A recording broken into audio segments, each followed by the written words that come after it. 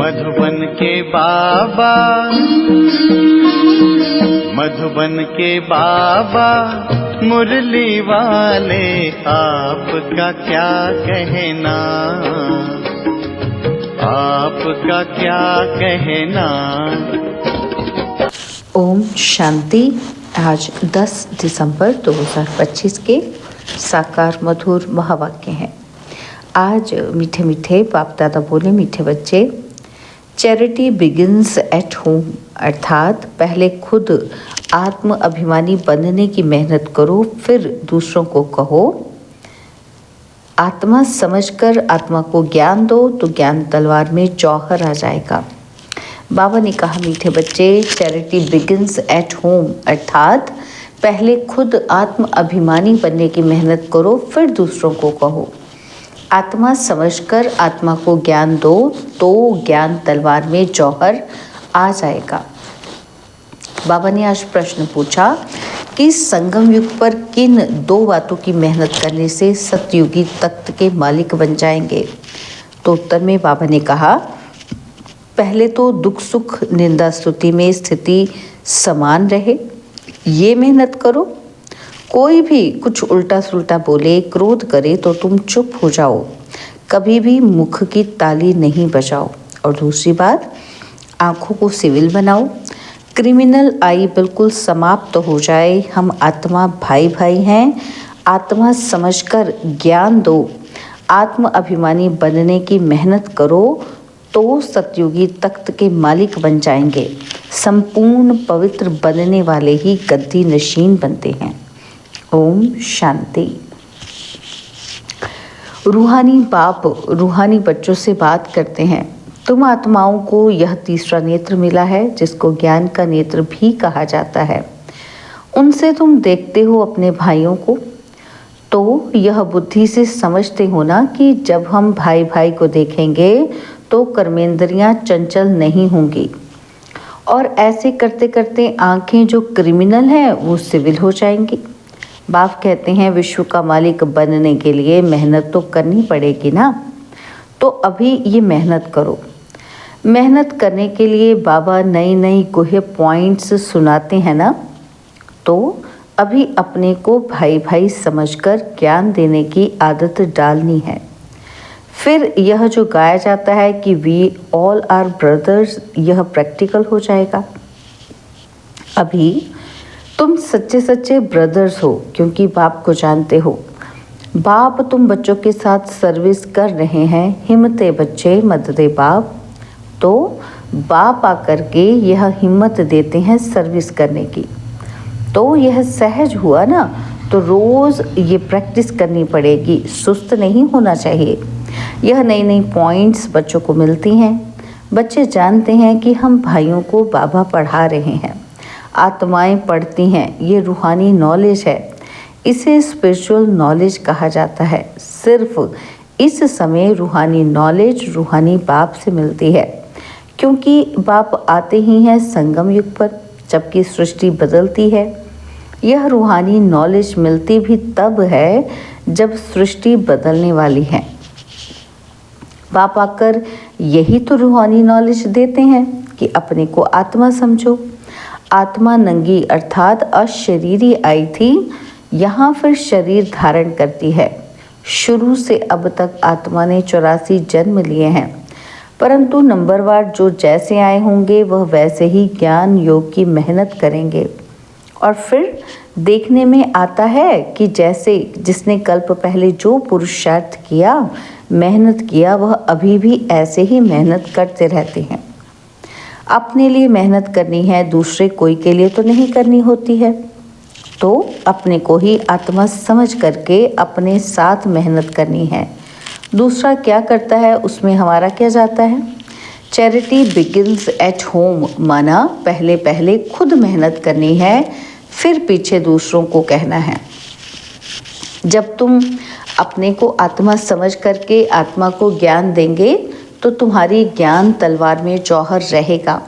मेहनत तो है ना, तो ज़रूर कुछ न कुछ सहन करना पड़ता है। इस समय दुख सुख निंदा स्तुति मान अपमान ये सब थोड़ा बहुत सहन करना पड़ता है। तो तो जब भी कोई उल्टा सुल्टा बोलता है तो कहते हैं चुप। जब कोई चुप कर देते हैं तो पीछे कोई गुस्सा क्या करेंगे। जब कोई बात करते हैं तो दूसरा भी बात करते हैं तो मुख की ताली बजती है। अगर एक ने मुख की ताली बजाई और दूसरे ने शांत किया तो चुप। बस ये बाप सिखलाते हैं। कभी भी देखो कोई क्रोध में आते हैं तो चुप हो जाओ, आपे ही उसका क्रोध शांत हो जाएगा, दूसरी ताली बजेगी ही नहीं। अगर ताली से ताली बजी तो फिर गड़बड़ हो जाती है। इसलिए बाप कहते हैं बच्चे कभी भी इन बातों में ताली नहीं बजाओ, ना विकार की, न काम की, न क्रोध की। बच्चों को हर एक का कल्याण करना ही है। इतने जो सेंटर्स बने हुए हैं किस लिए? तो कल्प पहले भी तो ऐसे ही सेंटर निकले होंगे। देवों का देव बाप देखते रहते हैं कि बहुत बच्चों को ये शौक रहता है कि बाबा सेंटर्स खोलूं। हम सेंटर्स खोलते हैं, हम खर्चा उठाएंगे तो दिन प्रतिदिन ऐसे होते जाएंगे, क्योंकि जितना विनाश के दिन नज़दीक होते जाएंगे उतना फिर इस तरफ भी सर्विस का शौक बढ़ता जाएगा। अभी बाप दादा दोनों इकट्ठे हैं तो हर एक को देखते हैं कि क्या पुरुषार्थ करते हैं, क्या पद पाएंगे, किसका पुरुषार्थ उत्तम, किसका मध्यम और किसका कनिष्ठ है, वह तो देख रहे हैं। टीचर भी स्कूल में देखते हैं कि स्टूडेंट किस सब्जेक्ट में ऊपर नीचे होते हैं, तो यहाँ भी ऐसे ही हैं। कोई बच्चे अच्छी तरह से अटेंशन देते हैं तो अपने को ऊंचा समझते हैं, और कोई समय फिर भूल करते हैं, याद में ही नहीं रहते तो अपने को कम समझते हैं। ये स्कूल है ना। बच्चे कहते हैं बाबा हम कभी कभी बहुत खुशी में रहते हैं और कभी कभी खुशी कम हो जाती है। तो बाबा भी समझाते रहते हैं कि अगर खुशी में रहना चाहते हो तो मन मना भव, अपने को आत्मा समझो और बाप को भी याद करो। सामने परमात्मा को देखो तो वो अकाल तख्त पर बैठा हुआ है। ऐसे भाइयों की तरफ भी देखो, अपने को आत्मा समझ करके फिर भाई से बात करो। भाई को हम ज्ञान देते हैं, बहन नहीं, भाई भाई आत्माओं को ज्ञान देते हैं। अगर ये आदत तुम्हारी पड़ जाएगी तो तुम्हारी जो क्रिमिनल आई है ना, जो तुमको धोखा देती है, वह आहिस्ते आहिस्ते बंद हो जाएगी। आत्मा आत्मा में क्या करेगी? जब देह अभिमान आता है तब गिरते हैं। बहुत कहते हैं बाबा हमारी क्रिमिनल आई है। अच्छा, क्रिमिनल आई को अभी सिविल आई बनाओ। बाबा ने आत्मा को दिया ही है तीसरा नेत्र। तीसरे नेत्र से देखेंगे तो फिर तुम्हारी देह को देखने की आदत मिट जाएगी। बाबा बच्चों को डायरेक्शन तो देते रहते हैं, इनको भी ऐसा ही कहते हैं, ब्रह्मा को। तो ये बाबा भी देह में आत्मा को देखेंगे, तो इसको ही कहा जाता है रूहानी नॉलेज। देखो पद कितना ऊंच पाते हो, जबरदस्त पद है। तो पुरुषार्थ भी ऐसा ही करना चाहिए। बाबा भी समझते हैं कल्प पहले मुआफिक सबका पुरुषार्थ चलेगा। कोई राजा रानी बनेंगे, कोई प्रजा में चले जाएंगे। तो यहाँ जब बैठकर निष्ठा भी करवाते हो तो अपने को आत्मा समझ करके दूसरे की भी भ्रिकुटी में आत्मा को देखते रहेंगे, तो फिर उनकी सर्विस अच्छी होगी। जो देही अभिमानी होकर बैठते हैं वो आत्माओं को ही देखते हैं। इसकी खूब प्रैक्टिस करो। अरे ऊंच पद पाना है तो कुछ तो मेहनत करेंगे ना। तो अभी आत्माओं के लिए यही मेहनत है। यह रूहानी नॉलेज एक ही दफ़ा मिलती है और कभी भी नहीं मिलेगी, ना कलयुग में ना सतयुग में। सिर्फ संगम युग में भी, सो भी ब्राह्मणों को। ये पक्का याद कर लो। जब ब्राह्मण बनेंगे तब देवता बनेंगे, ब्राह्मण नहीं बने तो फिर देवता कैसे बनेंगे। इस संगम युग में ही ये मेहनत करते हैं, और कोई समय में ये नहीं कहेंगे कि अपने को आत्मा और दूसरे को भी आत्मा समझ उनको ज्ञान दो। बाप जो समझाते हैं उस पर विचार सागर मंथन करो। जज करो कि क्या ये ठीक है, हमारे फायदे की बात है। हमको आदत पड़ जाएगी कि बाप की जो शिक्षा है सो भाइयों को देना है, फीमेल को भी देना है तो मेल को भी देना है। देना तो आत्माओं को ही है। आत्मा ही मेल फीमेल बनी है, भाई बहन बनी है। बाप कहते हैं मैं तुम बच्चों को ज्ञान देता हूँ। मैं बच्चों की तरफ आत्माओं को देखता हूँ और आत्माएं भी समझती हैं कि हमारा परमात्मा जो बाप है वह ज्ञान देते हैं। तो इसको कहेंगे यह रूहानी अभिमानी बने हैं। इसको ही कहा जाता है स्पिरिचुअल ज्ञान की लेन देन आत्मा की परमात्मा के साथ। तो यह बाप शिक्षा देते हैं कि जब भी कोई विजिटर आदि आते हैं तो भी अपने को आत्मा समझ आत्मा को बाप का परिचय देना है। आत्मा में ज्ञान है, शरीर में नहीं है, तो उनको भी आत्मा समझ करके ही ज्ञान देना है। इससे उनको भी अच्छा लगेगा। जैसे कि यह जौहर है तो तुम्हारे मुख में इस ज्ञान की तलवार में जौहर भर जाएगा। क्योंकि देही अभिमानी होते हो ना, तो ये भी प्रैक्टिस करके देखो। बाबा कहते हैं जज करो कि ये ठीक है, और बच्चों के लिए भी यह कोई नई बात नहीं है, क्योंकि बाप समझाते ही सहज करके हैं। चक्र लगाया, अब नाटक पूरा होता है। अभी बाबा की याद में रहते हैं। तमो प्रधान से सतो प्रधान बन सतो प्रधान दुनिया का मालिक बनते हैं। फिर ऐसे ही सीढ़ी उतरते हैं। देखो कितना सहज बताते हैं। हर 5000 वर्ष के बाद मेरे को आना होता है। ड्रामा के प्लान अनुसार मैं बंधायमान हूँ। आकर के बच्चों को बहुत सहज याद की यात्रा सिखलाता हूँ। बाप की याद में अंतमति सो गति हो जाएगी। यह इस समय के लिए है, यह अंतकाल है। अभी इस समय बाप बैठ करके युक्ति बतलाते हैं कि माँ में कम याद करो तो सदगति हो जाएगी। बच्चे भी समझते हैं कि पढ़ाई से ये बनूंगा, फलाना बनूंगा। इसमें भी यही है कि मैं जाकर के नई दुनिया में देवी देवता बनूंगा। कोई नई बात नहीं है। बाप तो घड़ी घड़ी कहते हैं नथिंग न्यू।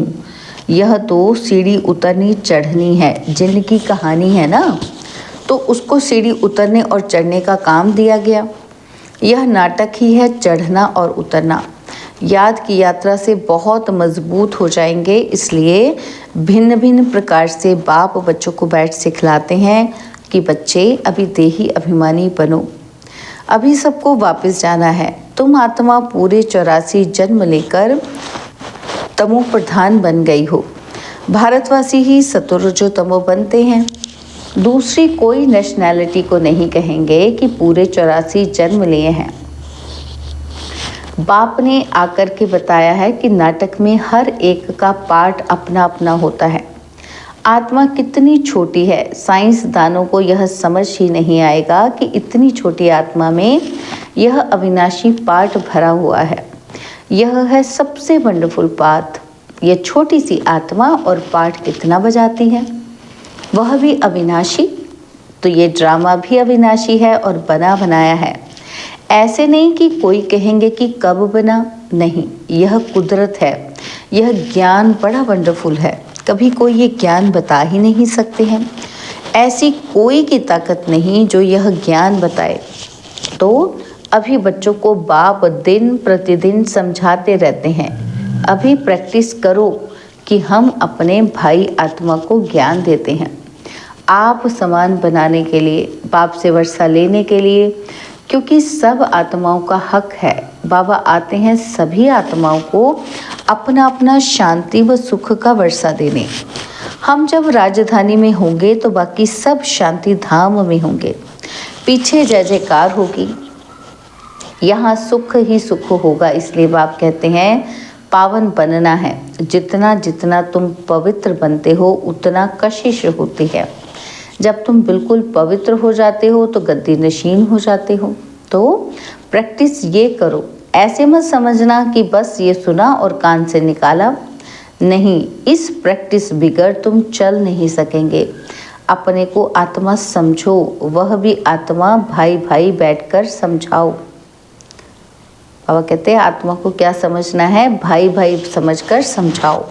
रूहानी बाप रूहानी बच्चों को समझाते हैं। इसको कहा जाता है रूहानी स्पिरिचुअल नॉलेज। स्पिरिचुअल फादर देने वाला है। जब चिल्ड्रन पूरा स्पिरिचुअल बन जाते हैं, एकदम प्योर बन जाते हैं तो जाकर सतयुगी तख्त के मालिक बनते हैं। जो प्योर नहीं बनेंगे वो माला में भी नहीं आएंगे। माला का भी कोई अर्थ तो होगा ना। माला का राज दूसरा कोई भी नहीं जानते हैं।